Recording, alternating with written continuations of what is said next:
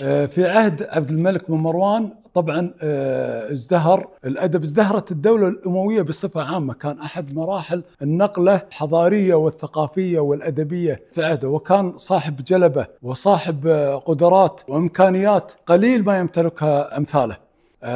لما امتدح الأخطل امتدح بنو أمية، قال فيهم شمس العداوة حتى يستقاد لهم، وأعظم الناس أحلاما إذا قدروا. فطرب وفرح فرحا كبيرا عبد الملك بن مروان، فقال للأخطل: يا أخطل، أتريد أن أكتب للآفاق أنك أشعر العرب؟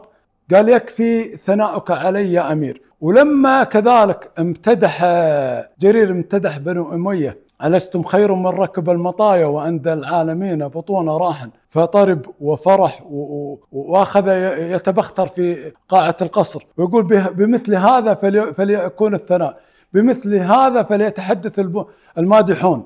يا أبا حزرة، أتروي أم حزرة 100 ناقة؟